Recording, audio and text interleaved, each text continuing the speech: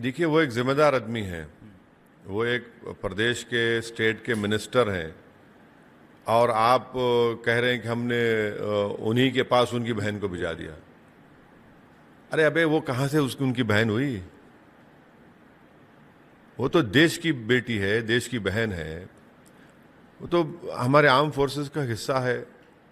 उसमें भी तुम मजहब का चश्मा लगा के देख लिए और जोड़ दिए उसको उन उन जालिमों से, आतंकवादियों से।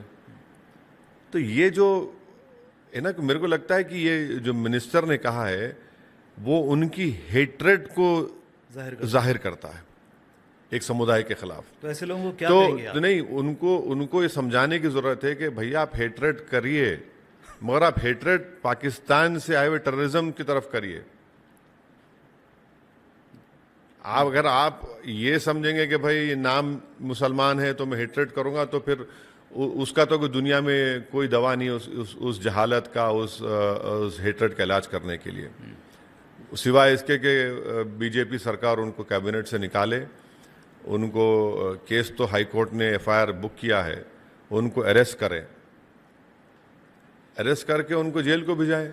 एक बेहतरीन मिसाल बनेगी ना सिर्फ देश में बल्कि पूरी दुनिया में कि आप इस तरह की बकवास नहीं कर सकते। और वो भी एक बहादुर ऑफिसर के बारे में आप इस तरह की गंदगी और हेटफुल कमेंट्स आप करते हैं। आप क्या कहेंगे? आप गंदगी को देख के गंदगी ही बोलेंगे ना उसको।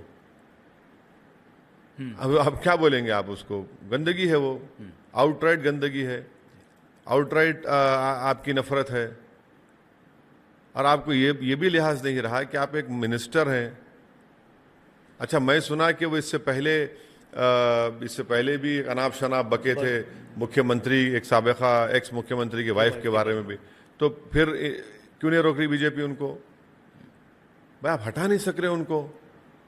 ऐसे लोगों को पॉलिटिक्स में नहीं होना नहीं चाहिए। नहीं, पॉलिटिक्स का सवाल नहीं है। आप जिस पार्टी की जिम्मेदारी है, तो आप जो रूलिंग पार्टी है उनको निकालना चाहिए।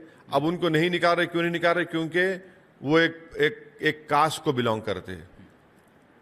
तो वहां पर भी आपको वोट देखना क्या है उनका?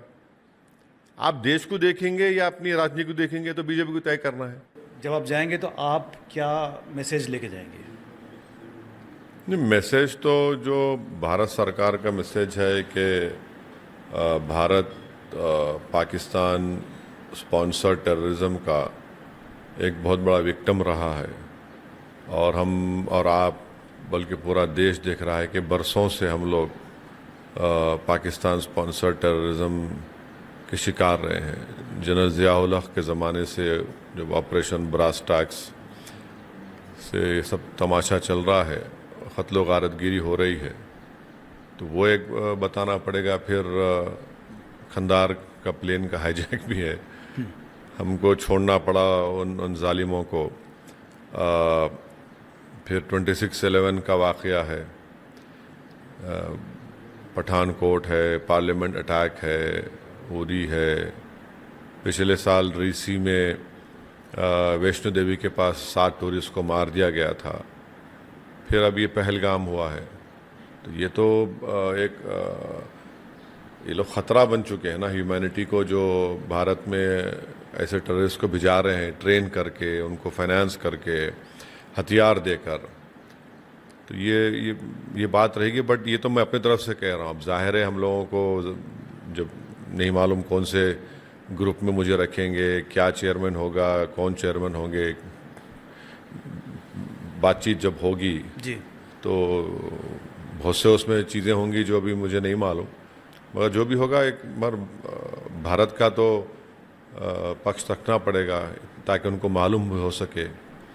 और दूसरा मैं समझता हूँ कि इम्पोर्टेंट ये है कि जिस किसी ग्रुप में मुझे भिजाएंगे वहाँ पर ये बताना ज़रूरी है कि सिर्फ पाकिस्तान जो प्रोजेक्ट कर रहा है कि देखिए मुसलमान देश है हम लोग, इस्लाम है, ये सब बकवास है। भारत में ख़ुद 20 करोड़ के करीब मुसलमान रहते हैं।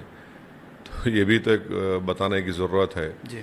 तो बहुत सी चीज़ें होंगी। अब जब मिलेंगे, बैठ के बात करेंगे, तो जब ब्रीफिंग होगी तो मालूम होगा और भी चीज़ें होंगी। जैसे कि मैं सो रहा हूँ तो पिताजी को जगाना है मुझे, तो वो डायरेक्ट उठाने के बजाय, और हिंसा की परंपरा मेरे यहाँ नहीं थी सौभाग्य से, तो वो क्या करते थे कि उस कमरे में आ जाएंगे या बाहर से गुजरेंगे और चौपाई बोलेंगे, प्रात काल उठ गए रघुनाथा,